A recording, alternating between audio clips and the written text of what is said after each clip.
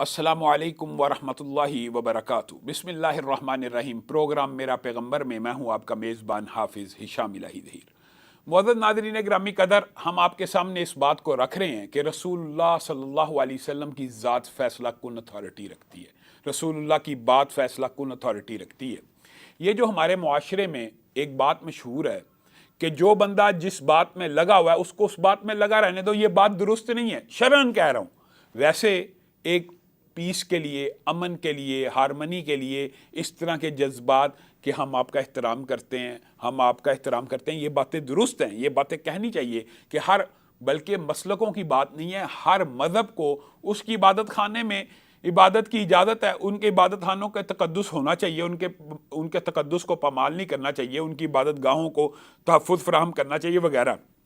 ان باتوں پہ اعتراض نہیں ہے، لیکن یہ بات جو ہے بنیادی طور پہ کہ یہ بھی ٹھیک ہے، یہ بھی ٹھیک ہے، یہ بات غلط ہے۔ اگر ہم کفار کی عبادت خانوں کو یا عبادت گاہوں کو تحفظ دیتے ہیں تو مراد یہ نہیں ہے کہ ان کی عبادت درست ہے، ان کا عیسیٰ کو ابن اللہ کہنا بھی درست ہے، ان کا عزیر کو ابن اللہ کہنا بھی درست ہے، یہ مراد نہیں ہے۔ مراد یہ ہے کہ ٹھیک ہے، یہ تو ایک معاشرے میں ایگزسٹ کرنے کے لیے، ایک ہی معاشرے میں رہنے کے لیے، ایک دوسرے کے عقائد کو تسلیم کیے بغیر ان کو سپیس دینا یہ الگ معاملہ ہے، لیکن یہ کہنا کہ یہ بھی ٹھیک ہے، یہ بھی ٹھیک ہے، یہ بات درست نہیں ہے۔ رسول اللہ صلی اللہ علیہ وسلم فیصلہ کن اتھارٹی رکھتے ہیں۔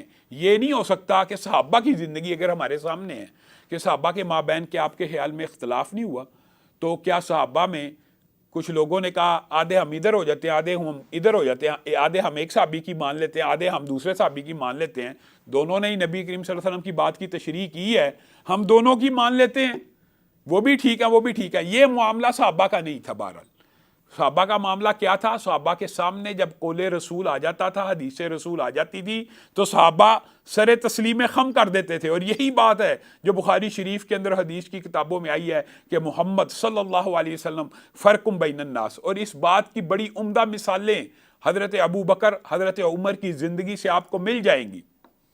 حضرت ابو بکر، حضرت عمر کی زندگی میں بے شمار ایسے واقعات ہیں کہ جن کو سن کے آپ حیران رہ جائیں گے۔ حضرت عمر نے ایک مرتبہ آرڈیننس جاری کیا، انہوں نے کہا کہ یہ جو ہاتھ ہے اس کی 5 انگلی ہیں، یہ بات آپ نے بڑے غور سے سمجھنی ہے، یہ جو ہاتھ ہے اس کی 5 انگلی ہیں۔ انہوں نے کہا قوت و طاقت میں ہاتھ کا انگوٹھا سب سے طاقتور ہوتا ہے، اس کی میں عمر دیت مقرر کرتا ہوں 15 اونٹ۔ اس کے ساتھ والی جو 2 انگلیاں ہیں وہ قوت و طاقت میں برابر ہوتی ہیں، ان دونوں کی دیت میں عمر مقرر کرتا ہوں 10 اونٹ۔ اور اس کے بعد آنے والی جو انگلی ہے یہ پہلی تینوں انگلیوں سے قدرے کمزور ہے قوت و طاقت میں، فرائض میں، سر انجام دینے میں، ذمہ داریاں، اس کی میں دیت مقرر کرتا ہوں 9 اونٹ، اور سب سے چھوٹی انگلی کی میں دیت مقرر کرتا ہوں 6 اونٹ۔ بنائے کتنے اونٹ؟ 50 ہی۔ اور رسول اللہ صلی اللہ علیہ وسلم نے جو دیت بیان کی ہے ہاتھ کی، حضرت عمر اسی حدیث کو مد نظر رکھتے ہوئے سوچ رہے ہیں کہ پورے ہاتھ کی دیت اگر 50 اونٹ ہے، اگر کٹ جائے لڑائی میں، جھگڑے میں کسی کا ہاتھ کاٹ دیا جائے تو اس کی دیت 50 اونٹ ہے۔ اب وہ اس دیت کی انگلیوں پہ تقسیم کر رہے ہیں، اگر کسی کا انگوٹھا کٹ جائے تو 15 دیے جائیں گے، ساتھ والی 2 انگلیاں کٹ جائیں 10، ساتھ والی انگلی کٹ جائے 9، ساتھ والی سب سے چھوٹی انگلی کٹ جائے 6۔ یہ آرڈیننس جاری کر دیا اور ریاست کے قاضیوں کو جاری کر دیا۔ اب ریاست کے قاضیوں کے پاس جب یہ آرڈیننس پہنچا ہے تو مصر کے اندر عوف بن مالک قاضی کے پاس بیٹھے ہیں، قاضی حضرت عمر کا آرڈیننس پڑھ ہے، اور پڑھ کے ساتھ ہی عوف بن مالک ہیں، وہ اعلان کر رہا ہے کہ آج کے بعد جو ہاتھ کی دیت ہے وہ حضرت عمر کا، خلیفۃ المسلمین کا، خلیفہ راشد کا آرڈیننس آ گیا ہے، وہ 50 اونٹوں کی دیت ہے۔ اب بتائیے، جو حدیث کا انکار کرنے والے ہیں وہ سنیں، اس بات کے اوپر ذرا غور کریں۔ عوف بن مالک کہاں بیٹھے ہوئے ہیں؟ مصر میں۔ یہ صحابہ کی دین کے ساتھ تڑپ تھی۔ قاضی کو کہتے ہیں ابھی آپ نے یہ آرڈیننس جاری نہیں کرنا، میں حضرت عمر سے ملنا چاہتا ہوں۔ حضرت عمر کے بعد گھوڑا بگاتے ہوئے چند دنوں کے اندر مدینہ پہنچ گئے۔ حضرت عمر کے گھر کا دروازہ کھٹکایا، حضرت عمر کے ساتھ گفتگو ہوئی۔ جو ایک سفر سے آنے والے حضرت عمر کو کہنے لگے آپ نے یہ جو آرڈیننس جاری کیا ہے کہ ہاتھ کی انگلیوں کی الگ الگ دیت مقرر کی ہے، انگوٹھے کی 15، ساتھ والی 2 کی 10، اس کے ساتھ 9 اور اس کے ساتھ 6 کی، آپ کے پاس اس آرڈیننس کی کیا دلیل ہے؟ حضرت عمر نے کہا کہ میرے پاس اس کی دلیل یہ ہے کہ رسول اللہ سے میں نے سنا تھا پورے ہاتھ کو کٹ جانے کی دیت 50 اونٹ ہے. میں نے اپنی فہم سے، اپنے عقل سے، اپنی فراست سے، اپنی فقہ سے اس کو تقسیم کر دیا ساری انگلیوں کے اوپر. کہنے لگے نہیں یہ آپ دلیل نہ ہوئی. حضرت عمر نے کہا یہ تم جو میرے سے بحث کر رہا ہے، آرگیومنٹ کر رہا ہے، اتنی دور سفر سے آیا ہے، آتے ساتھ یہ بحث شروع ہو گئی ہے ہماری، آپ کے پاس اس بات کی کیا دلیل ہے کہ میں نے یہ بات غلط کی ہے؟ تو عوف بن مالک نے کہا ہاں میرے پاس اس بات کی ایک دلیل موجود ہے. اور دلیل کہاں سے دی؟ نبی کریم صلی اللہ علیہ وسلم کے فرمان سے دی. کیا کہا میں اسی مدینہ میں موجود تھا، میں نے رسول اللہ صلی اللہ علیہ وسلم سے یہ بات سنی تھی، الا ان الاصابع فی دیت سوا. اگرچہ انگلیاں قوت و طاقت میں ایک جیسی نہیں ہیں لیکن دیت میں ساری کی ساری برابر ہیں، چاہے چھوٹی کٹ جائے 10، چاہے بڑی کٹ جائے 10، چاہے انگوٹھا کٹ جائے 10. حضرت عمر نے آج جو انکار حدیث کرنے والوں کا طرز عمل ہے وہ مظاہرہ کیا معاذ اللہ. حضرت عمر ڈٹ گئے، اڑ گئے کہ تیری بات بھی ٹھیک ہے، میری بھی ٹھیک ہے. حضرت عمر نے کاتب کو بلایا اور کہا اوپر میرا آرڈیننس لکھ. وہی آرڈیننس جو حضرت عمر نے پہلے جاری کیا تھا سارے قاضیوں کو، وہی دوبارہ لکھوایا کہ لکھو عمر نے یہ آرڈیننس جاری کیا تھا، یہ پوری کی پوری عبارت لکھو. دوبارہ لکھی گئی. نیچے حدیث لکھو. عوف بن مالک کے ذریعے ہم تک یہ حدیث پہنچی ہے کہ رسول اللہ صلی اللہ علیہ وسلم نے یہ بات فرمائی ہے. یہ لکھ دی کاتب نے. کہا اب نیچے ایک جملہ لکھو، اور وہ جملہ یہ ہے کہ اوپر عمر کا آرڈیننس ہے، نیچے رسول اللہ صلی اللہ علیہ وسلم کی حدیث ہے. اب عمر کا فیصلہ یہ ہے کہ رسول اللہ صلی اللہ علیہ وسلم کی حدیث کو نافذ کر دیا جائے اور عمر کے آرڈیننس کو مسترد کر دیا جائے. محمد صلی اللہ علیہ وسلم فرق بین الناس. یہ ہے وہ فرق. اگر مجھے اور آپ کو یقین مانیے یہ فرق سمجھ آ جائے تو دین سمجھ آ گیا. یعنی اختلاف ہو جانا یہ کوئی اچنبے کی بات نہیں ہے. حضرت ابو بکر ایک مرتبہ آرڈیننس جاری کرتے ہیں، چور چوری کرتا ہے، آپ کو پتہ ہے اس کے ہاتھ کو کاٹا جاتا ہے. اب چور چوری کر چکا ہے کئی مرتبہ. اب حضرت ابو بکر کے ذہن میں یہ خیال آتا ہے اگر اس کے دوسرے ہاتھ کو بھی کاٹ دیا گیا تو یہ قضائے حاجت کیسے کرے گا. حضرت ابو بکر امت کے اوپر رحم دل ہیں، نرمی کرنے والے ہیں، نیت نیک ہے، خلیفہ راشد ہیں، خلیفہ راشد کی مسند کے اوپر بیٹھے ہوئے ہیں، اور آرڈیننس کیا جاری کرتے ہیں کہ اس ہاتھ کی جگہ اس کا پاؤں کاٹ دیا جائے. مقصود تو سزا دینا ہی ہے نا، لوگوں کو عبرت، اس کو عبرت کا نشان بنانا نا. لوگ چوری چکاری سے بعد آ جائیں، اصل مقصد تو یہی ہے نا. تو اس کے قدم کو کاٹ دیا جائے. پاس ہی حضرت عمر بیٹھے ہیں، حضرت ابو بکر کو کہتے ہیں السنت الید. ابو بکر آپ کا بہت عزت ہے، آپ کی بڑی احترام ہے، آپ امیر المومنین ہیں، آپ خلیفۃ الراشد بھی ہیں، لیکن ہاتھ کو کاٹنا مدینے والے کی سنت ہے، اور مدینے والے کی سنت کے آگے آپ کا فتویٰ اور آپ کا آرڈیننس نہیں چل سکتا. حضرت عمر کی یہ بات سن کے حضرت ابو بکر ضد پہ اڑ گئے، مسکرانا شروع ہو گئے، خوش ہو گئے کہ عمر بے شک انسان تو خطا کا پتلا ہے، تو نے ہمیں یہ بات یاد کرا دی. اس کا مطلب یہ ہے کہ نبی کریم صلی اللہ علیہ وسلم ہی کی ذات فیصلہ کن اتھارٹی رکھتی ہے. آپ کا میرا کسی بارے میں اختلاف ہو جائے تو ہم نے کہاں لوٹنا ہے؟ رسول اللہ کی بات کی طرف لوٹنا ہے، قرآن کی طرف لوٹنا ہے. معزز ناظرین گرامی قدر، یہاں پہ ہم لیتے ہیں چھوٹا سا وقفہ، اور وقفے کے بعد دوبارہ آپ کی خدمت میں حاضر ہوں. Welcome back. پروگرام میں ایک مرتبہ پھر خوش آمدید. معزز ناظرین گرامی قدر، ہم رسول اللہ صلی اللہ علیہ وسلم کی یہ حیثیت آپ کے سامنے رکھ رہے ہیں کہ آپ کی بات فیصلہ کن اتھارٹی رکھتی ہے، آپ کی بات حرف آخر ہے، آپ کی بات ہی قول فیصل ہے. نبی کریم صلی اللہ علیہ وسلم کے صحابہ کا بھی یہی طرز عمل تھا کہ وہ جب کوئی اختلافی بات دیکھتے، جب کوئی ایسی بات دیکھتے، ائمہ دین کا بھی، اماموں کا بھی یہی طرز عمل تھا. وہ لوگوں کو کس چیز کی دعوت دیتے؟ رسول اللہ صلی اللہ علیہ وسلم کی حدیث کی طرف پلٹنے کی دعوت دیتے. آپ بتائیے عمر بن العاص کتنے بڑے جلیل القدر صحابی ہیں کہ رسول اللہ نے اپنی مجلس کے اندر بیٹھ کے ان سے فیصلہ کروایا تو وہ گھبرا گئے، کہنے لگے اللہ کے رسول یہ فیصلہ کی اتھارٹی تو آپ کی ہے، کیا میں فیصلہ کروں گا؟ رسول اللہ نے کہا ہاں اختیار میرا ہی ہے، لیکن میں تجھے تفویض کرتا ہوں، بتا اس مقدمے کا کیا فیصلہ ہوگا. اور پھر رسول اللہ صلی اللہ علیہ وسلم ان کے فیصلے سے خوش ہوئے. یعنی اتنے بڑے فقیہ ہیں. وہ ایک جگہ گورنر ہیں، وہ آرڈیننس جاری کرتے ہیں کہ طاعون کی بیماری پھیل گئی ہے علاقے میں. وہ آرڈیننس جاری کرتے ہیں کہ لوگوں کو تم ندیوں کی طرف نکل جاؤ، تم وادیوں کی طرف نکل جاؤ، تم پہاڑوں کی طرف نکل جاؤ، اس بیماری سے دور دور پھیل جاؤ، ایک دوسرے کو نہ لگے۔ اب یہ آرڈیننس جب جاری کرتے ہیں، لوگ سامان باندھ کے اونٹوں کے اوپر لاد کے قافلوں کی شکل میں نکل رہے ہیں، سامنے سے معاذ ابن جبل آ رہے ہیں۔ معاذ ابن جبل کا ایک اپنا مقام و مرتبہ ہے، وہ آتے ہیں، کہا کہاں جاتے ہو؟ کہا عمر بن العاص ہیں، ہمارے حاکم ہیں، انہوں نے یہ آرڈیننس جاری کیا ہے کہ جب طاعون آگے ہے تو اب تم ندیوں، نہروں، پہاڑوں میں دور دور پھیل جاؤ۔ کہا ذرا رکو، مجھے ذرا ان سے بات کرنے دو۔ عمر، آپ نے یہ جو فیصلہ کیا، آپ کے پاس اس بات کی کیا دلیل ہے؟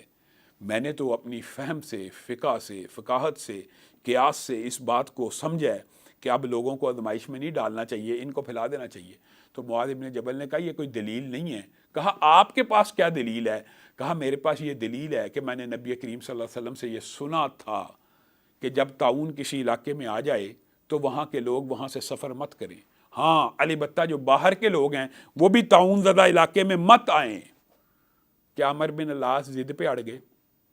کیا انہوں نے یہ ضد کی کہ آپ کی بات بھی ٹھیک ہے، میری بات بھی ٹھیک ہے؟ نہیں، صحابہ کا طرز عمل یہ نہیں تھا ہوتا۔ انہوں نے فی الفور آرڈیننس کو واپس لے لیا اور کہا رسول اللہ صلی اللہ علیہ وسلم کی حدیث کو لاگو کیا جائے، عمر بن العاص کے فیصلے کو مسترد کر دیا جائے۔